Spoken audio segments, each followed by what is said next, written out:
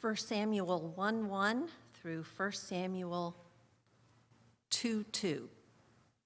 There was a certain man of Ramathian Zophim of the hill country of Ephraim, whose name was Elkanah, the son of Jeroham, the son of Elihu, son of Tohu, son of Zuph, an Ephrathite.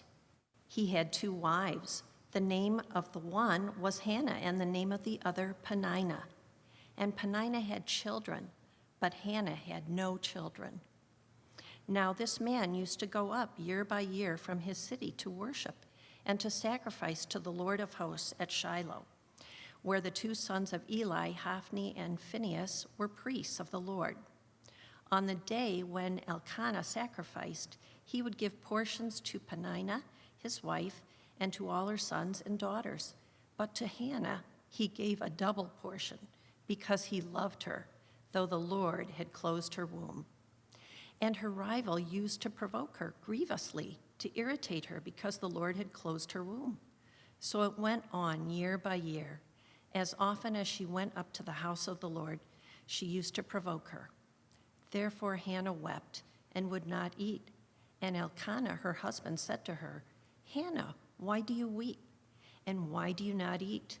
And why is your heart sad? Am I not more to you than 10 sons?"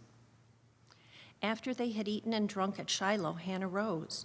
Now Eli, the priest, was sitting on the seat beside the doorpost of the temple of the Lord. She was deeply distressed and prayed to the Lord and wept bitterly. And she vowed a vow and said, "O Lord of hosts, if you will indeed look on the affliction of your servant and remember me and not forget your servant, but will give to your servant a son, then I will give him to the Lord all the days of his life, and no razor shall touch his head." As she continued praying before the Lord, Eli observed her mouth. Hannah was speaking in her heart, only her lips moved, and her voice was not heard. Therefore Eli took her to be a drunken woman. And Eli said to her, "How long will you go on being drunk? Put your wine away from you." But Hannah answered, "No, my Lord, I am a woman troubled in spirit. I have drunk neither wine nor strong drink, but I have been pouring out my soul before the Lord. Do not regard your servant as a worthless woman, for all along I have been speaking out of my great anxiety and vexation." Then Eli answered, "Go in peace, and the God of Israel grant your petition that you have made to him." And she said, Let your servant find favor in your eyes." Then the woman went her way and ate, and her face was no longer sad. They rose early in the morning and worshiped before the Lord. Then they went back to their house in Ramah. And Elkanah knew Hannah his wife, and the Lord remembered her. And in due time Hannah conceived and bore a son, and she called his name Samuel, for she said, "I have asked for him from the Lord." The man Elkanah and his house went up to offer to the Lord the yearly sacrifice and to pay his vow. But Hannah did not go up, for she said to her husband, "As soon as the child is weaned, I will bring him, so that he may appear in the presence of the Lord and dwell there forever." Elkanah, her husband, said to her, Do what seems best to you. Wait until you have weaned him. Only may the Lord establish his word." So the woman remained and nursed her son until she weaned him. And when she had weaned him, she took him up with her, along with a 3-year-old bull, an ephah of flour, and a skin of wine. And she brought him to the house of the Lord at Shiloh. And the child was young.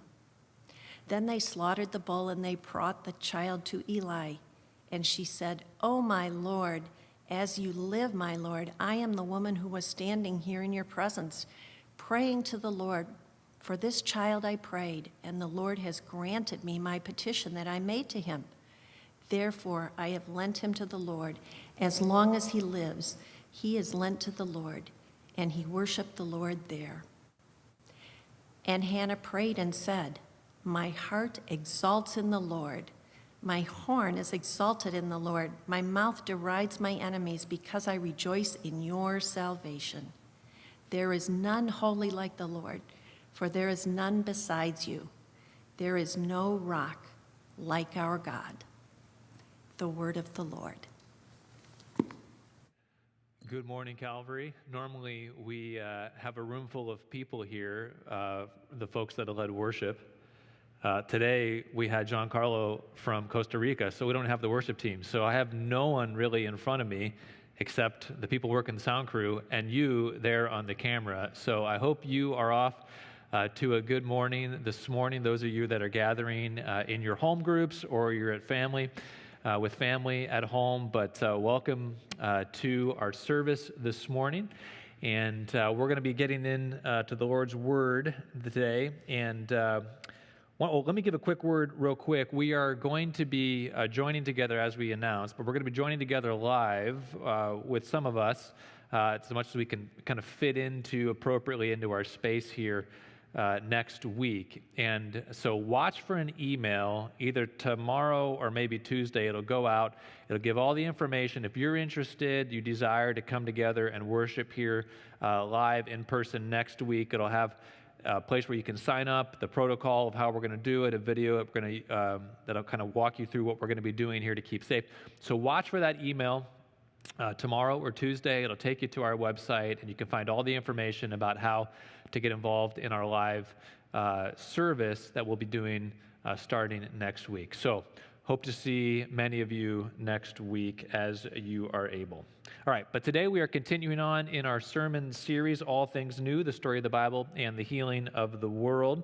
And we're currently at the place in our story where we're exploring the period of the Judges. It's a time period that spans for about 400 years between Moses and then ultimately the Jewish kings. And we've been focusing on this period of the Judges, looking at a number of female characters during this time period. 2 weeks ago, we looked at the story of Rahab. Then last week, Pastor Eric walked us through the stories of Ruth and Naomi. And today we look at the story of Hannah. And Hannah sits at the very end, the very tail end of the period of the Judges, right before the Bible transitions into the age of the kings. And I want to look closely at Hannah's story this morning to help us see what it means to both receive grace from God and also to give grace back to God. The title of the sermon today is Giving God His Grace Back. And we often think about or talk about the idea as Christians of receiving God's grace. We have a kind of a category or thought for that. We often talk about passing God's grace on to others, but we don't often think about giving God's grace back to God. And so I want to look at Hannah's story as an example, as a window into what it means to give God's grace back to God. So here's what we're going to do this morning.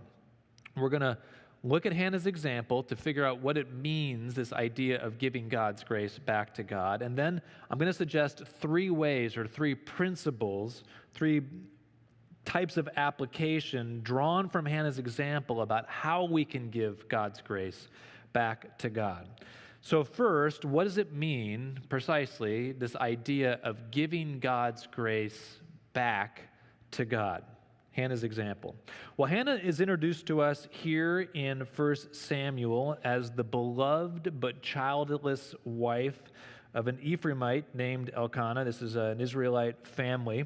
And every year Elkanah would take his family up to worship at Shiloh. And Shiloh was the place where the tabernacle had been set up. And so that was the place you would come and offer your sacrifices to the Lord. And there he would offer sacrifices once a year. And he would share portions of the sacrificial feast then with his family. And so to Peninnah, his other wife, Elkanah would offer to her and her children an appropriate portion of the sacrifice. But then to Hannah, he would give a double portion of the sacrifice because he loved her best. And we might read into the text here as a sort of a compensation for the fact that she did not have any children.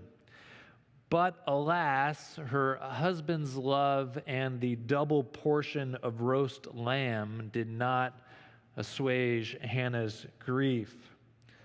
Each year there at the sacrificial feast, there sits Hannah at one end of the table with her extra leg of lamb, and there sits Peninnah at the other end of the table surrounded by her children, gloating, the text tells us, at Hannah.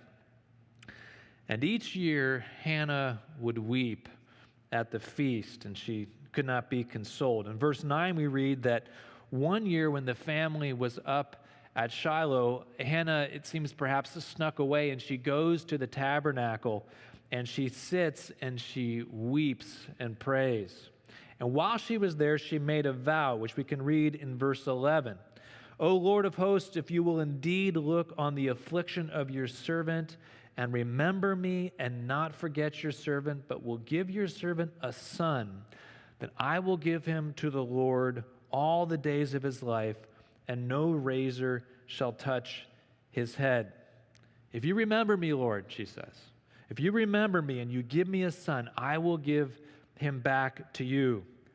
Included with her pledge to give her son to the Lord is this pledge to never cut his hair.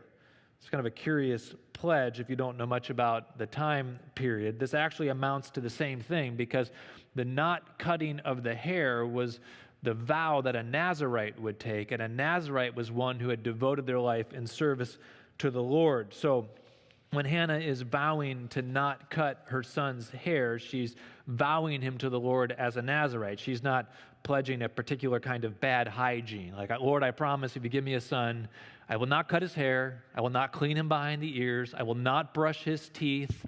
Don't worry. No, that's not what she's doing. She is vowing him as a Nazirite. And the not cutting of the hair is a way of underscoring the fact that she is devoting her son to the Lord. Well, Eli the priest sees her praying and supposes that she is drunk, and he rebukes her as a worthless woman for coming drunk to the tabernacle. But then Eli sees that he is mistaken, and he speaks a blessing over Hannah instead, asking God to grant Hannah her request of a son. And sure enough, Hannah goes home with the family, and she becomes pregnant and gives birth to Samuel. And Samuel's name in Hebrew means heard of God. She has been heard of God. God has given grace to Hannah in the form of a son. And then when Samuel, fast forward a number of years, he's probably 2 or 3 years old. We know it's the time when he's ceased to be weaned, which would have been about 2 or 3 probably in those days. Hannah travels with the family to Shiloh again, and then there she brings Samuel with her, and she gives him into the care of Eli, fulfilling her pledge. So we can see this as she speaks to Eli in verse 26. "Oh, my Lord," she says to Eli, "as you live, my Lord, I am the woman who is standing here in your presence praying to the Lord. For this child I prayed, and the Lord has granted me my petition that I made to him. Therefore, I have lent him to the Lord. As long as he lives, he is lent to the Lord." Now note in this, I think this is important. When Hannah made her pledge to the Lord, back in verse 11, when she was without Samuel, she had no son, and she said, "If you give me a son, I will give him to you." Note that when she made her pledge back in verse 11, she wasn't trying to buy God off. She wasn't wheeling and dealing with God. She wasn't saying, "I'll give you this if you give me that." She wasn't offering to God something that she wanted less, or that was less important to her, to get something that she wanted more, or that was more important to her. Kind of like bartering, like bartering how it works in the real world. I have a bag of beans, you have a bag of rice. I have more beans than I need, you have more rice than you need, so I don't need my beans. So I come to give you what I don't need, what I don't want, to try to get from you something that I do want, and vice versa. And that's how bartering works in kind of the human relations. But Hannah isn't coming to God to barter something with God. She's saying, if you give me a son, I will give the son back to you, right? She was offering back to God the very same thing that she was asking from him. What she wanted more than anything was a child, and that's exactly what she pledged back to God. Give me the grace of the son, and I will give that graced son back to you. God poured out his grace into Hannah's life in the form of a son, and Hannah, in return, gave this same grace back to the Lord. Hannah gave God his grace back. And Samuel went on, we read through 1 Samuel and 2 Samuel, Samuel went on to become the most righteous. He was the last, but the most righteous of all of the judges in that 400-year span. He was one of the greatest prophets of the Old Testament. He was revered in his day. And it was Samuel who helped establish the Davidic dynasty from which the Christ would come, the great fulfillment of all the Old Testament promises. 2 whole books of the Bible in the Old Testament are even named after Samuel. He was a great man. Hannah gave her son into the Lord's care, and the Lord made him great. And Hannah's story is a reminder that God gives grace to those who are willing to give it back.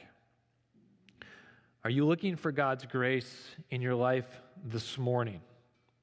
Perhaps it's in parenting, very much in line with Hannah's story, or in a romantic relationship, or in a marriage, or at work, or with your schooling, maybe your dreams for the future.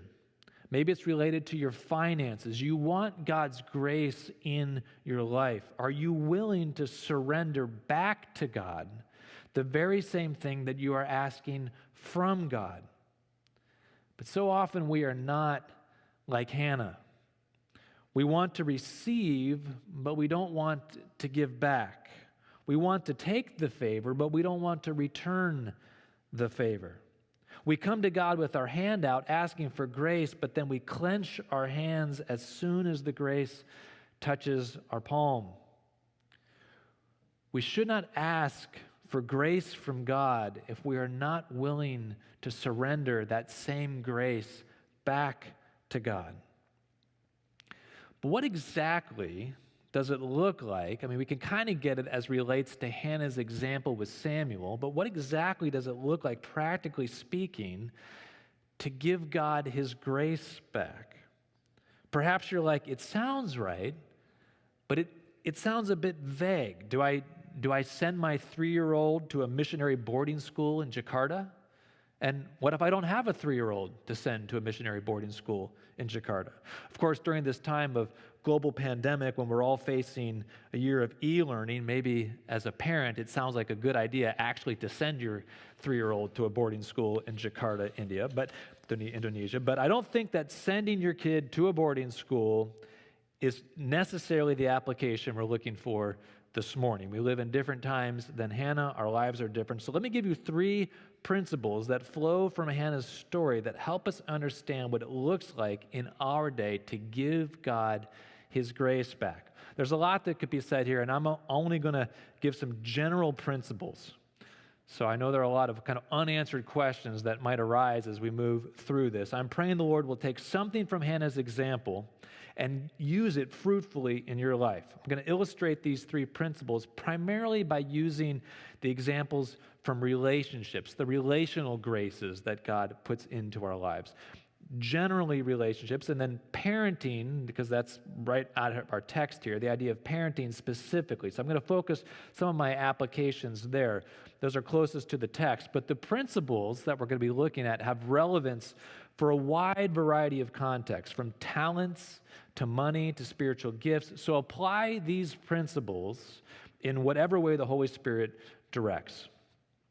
The first step in giving God his grace back that we see in Hannah's story is to release control of that grace back to the Lord. To give God's grace back to God means that we release control of that thing, that grace that God has given us, back to the Lord. Notable element of Hannah's story is that in giving up Samuel to the Lord, she gave up control of Samuel. Can you imagine doing what Hannah did?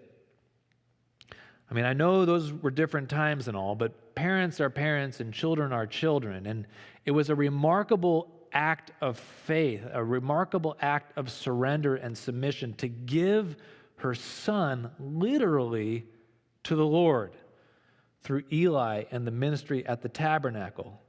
For all of the parents out there this morning, you know how hard it is to give up control of your children. Harder for some more than others, depending on your personality, but certainly a challenge for every parent, particularly in this age of helicopter parenting.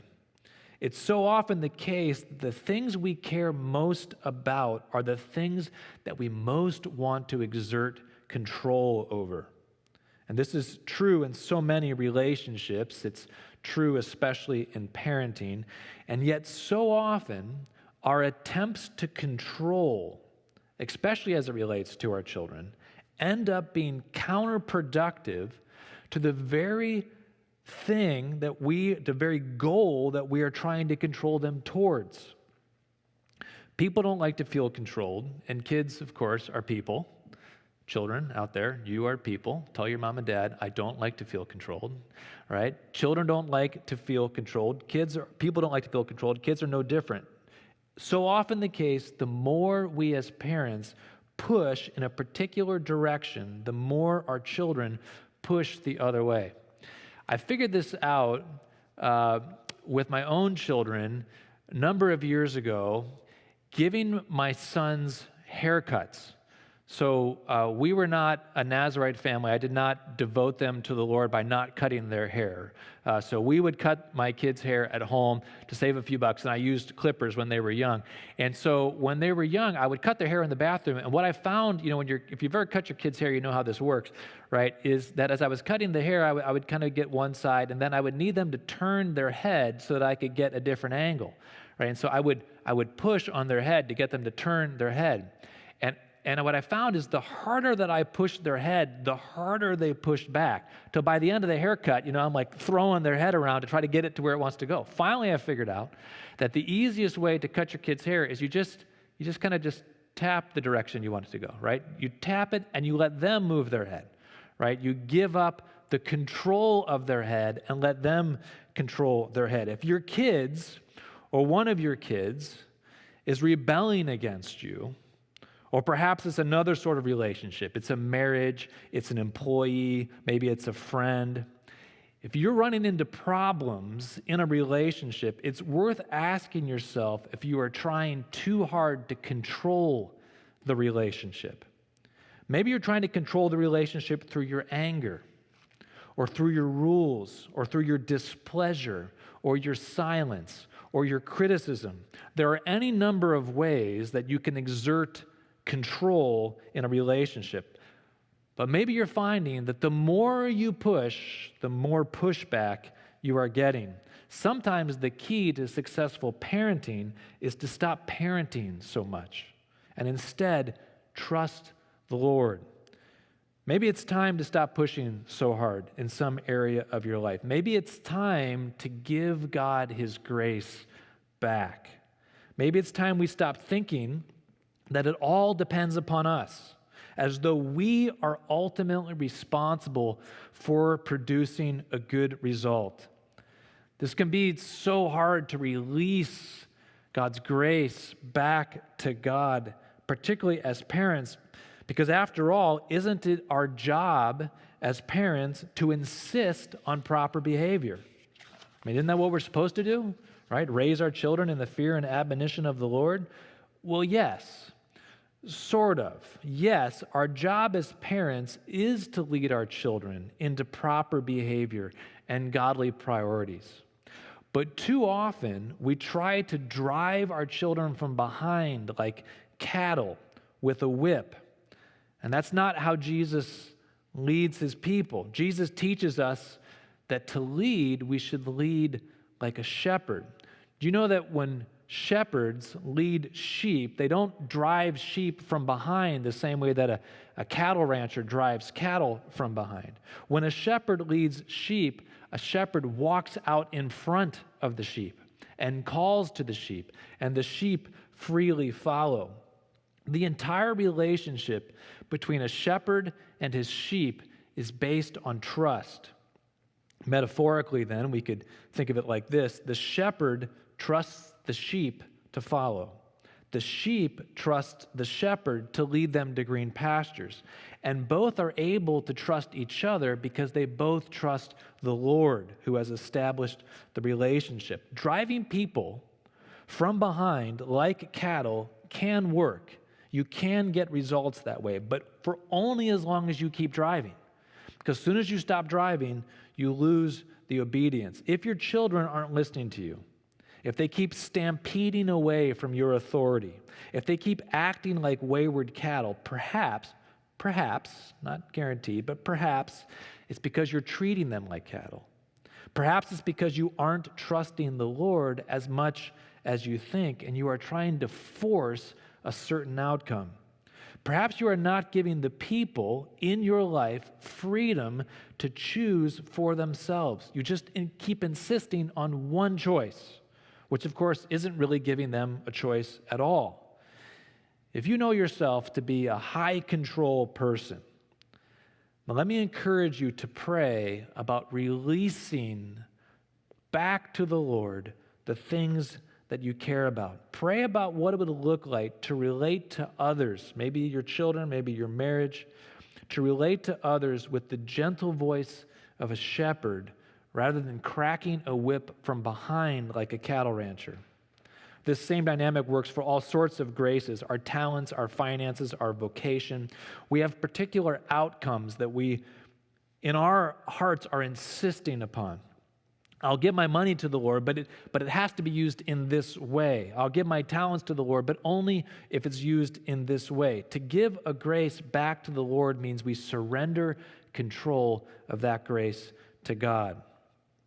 So let Hannah's example with Samuel be a reminder that returning God's grace back to God means we stop trying to control or own the outcome and instead turn that control over to the Lord.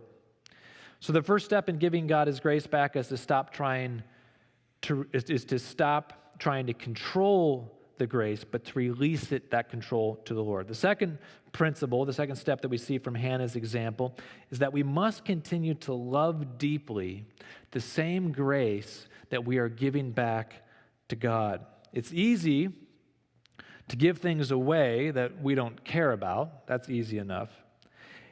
And it's also easier to give things away if we stop caring about them.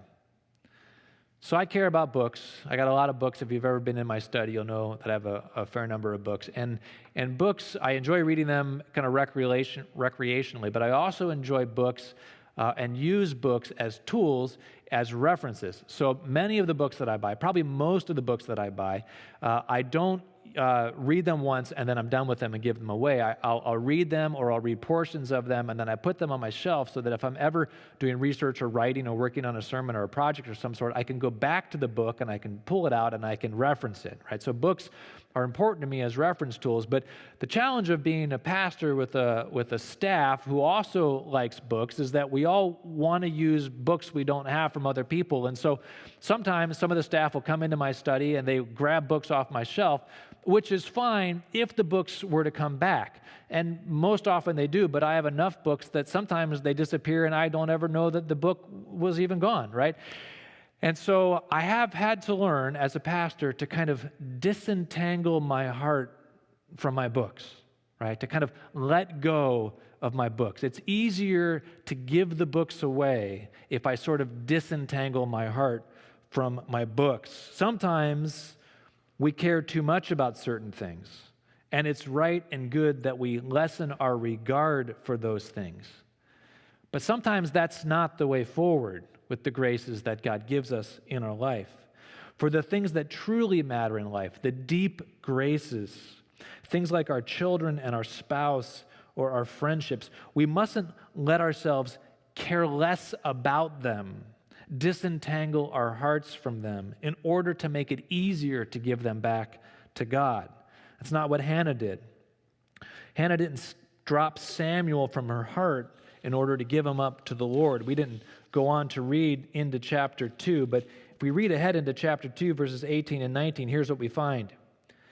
Samuel was ministering before the Lord, a boy clothed with a linen ephod. And his mother used to make for him a little robe and take it to him each year when she went up with her husband to offer the yearly sacrifice. So she turned Samuel over to the Lord, and then each year she would come back and she would make a little robe for Samuel to wear in his duties ministering there at the tabernacle before the Lord. She maintained her maternal love for her son while surrendering him to the Lord. When it comes to the most important graces in life, our children, our marriage, our relationships, our friendships, we must not lessen our care for them in order to give them back to the Lord. Where's the faith in that? It doesn't take much trust. It doesn't mean much to trust God with things you don't care much about. Right? If you're going to entrust things to God and that's going to be meaningful, then you have to continue to care about those things. We must continue to love the grace we give back to God. And I know that that can be really hard at times. Perhaps, again, thinking of parenting or in marriage, perhaps you've become so discouraged and so disappointed in your marriage or in your parenting that it's hard to stay emotionally present with your child or with your spouse. And when I was laying out the first principle about giving up control, you were like, oh yeah, no problem. I gave up on control a long time ago with so-and-so or so-and-so. But maybe you also gave up on love at the same time. Maybe you've exhausted yourself trying to control your children or your spouse, and it hasn't worked out, and now you find yourself wounded and bitter, and you've pulled back from exerting control, but you've also pulled back from expressing love. And that's so often how we work in life relationally. We try to get something that we want from someone. And so we come with our attempts at control, and then when it doesn't work in the way that we had hoped it would work, we become bitter and we withdraw our love back from the relationship. There's likely not a quick or easy solution if you find yourself in that dynamic in your family with your spouse or with your children. And I get that undoing broken patterns in parenting and in marriage or any relationship really is not quick or easy. But here's what I do know. Christ calls us to love even our enemies. When we read Jesus' Sermon on the Mount and what he calls us to do in terms of loving others, he doesn't just call us to love those that love us. He calls us to love even our enemies. If your spouse or your child has become your enemy, and so often at home it can feel like that, doesn't it? They are still to be objects of your Christian love. If you find yourself in that situation this morning, then God is calling you to find ways to express love even as you surrender control of the relationship back to God. Give the control of the relationship to God, but don't withdraw your love from the relationship. God is calling you to, like Hannah, make little robes of love for the grace that you have given away to the Lord. Even if you don't necessarily feel any love, pray that God would give you grace and strength to express love. Resist the urge to control, but also resist the urge to emotionally withdraw. It is no gift to God if we cease to care about the gift that we give back to Him. Hannah's example is a reminder that surrendering a grace back to God doesn't mean that we surrender our love for that grace. We must continue in love. So the first step in giving God His grace back is to turn control of the grace over to the Lord. The second step is to continue loving that grace. And the third step is to pray in faith for the success of that grace. So we look here in chapter 2, we read that Hannah releases Samuel to the Lord, and as soon as she releases him to the Lord, she exalts the Lord in worship and prayer, anticipating a good result. Look here in verses 1 and 2, which we've read already. And Hannah prayed and said, "My heart exalts in the Lord. My horn is exalted in the Lord. My mouth derides my enemies because I rejoice in your salvation. There is none holy like the Lord, for there is none besides you. There is no rock like our God. She's turned over control of Samuel to the Lord. She's continuing to love him, and she is now expecting prayerfully a good result.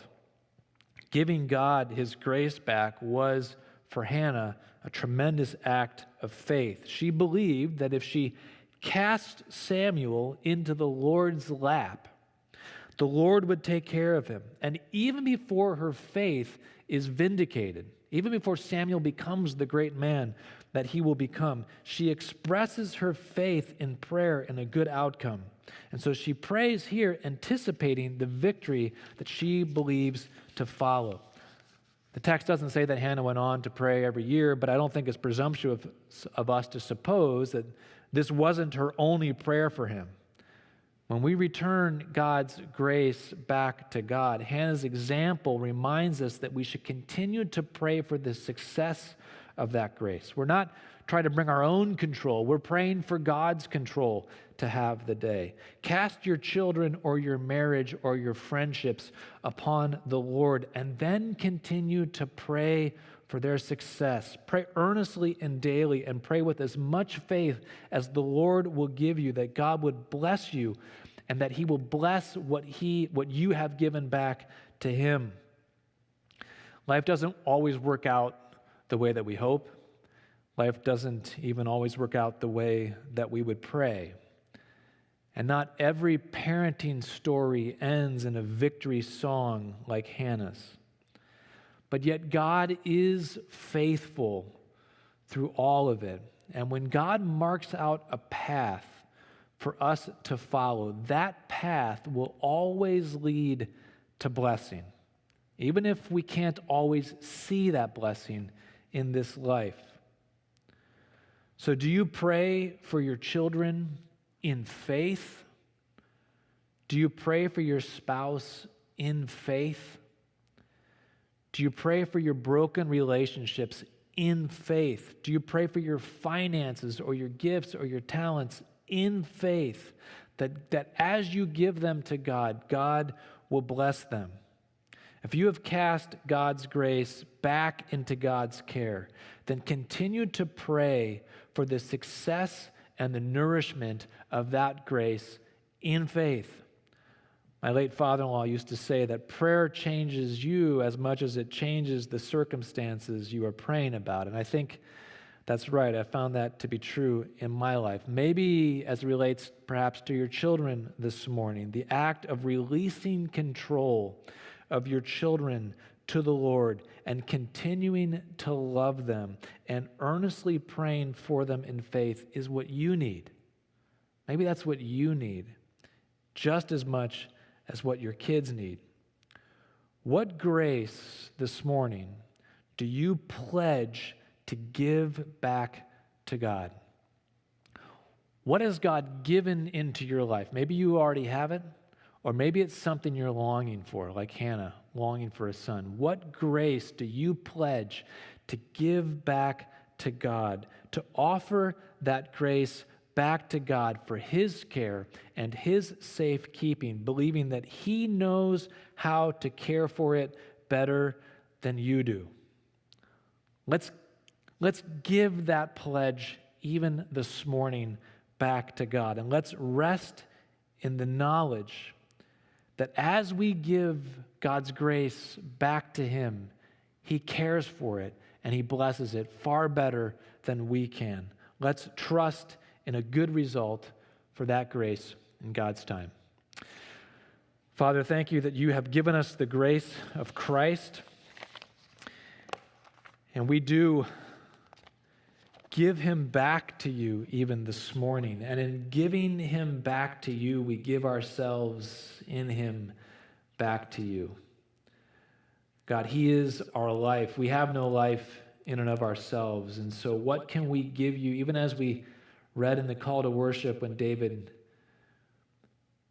brought all the sacrifices and the gifts to the temple, what do we have to give you, Lord, that you have not already given to us? We have nothing that we have brought with our own hands. What we give back to you is already yours. It's come from you. We give it back to you, and we give it back to you because we believe that you are best able to care for it, and we give it back to you because in giving it to you, we give ourselves to you.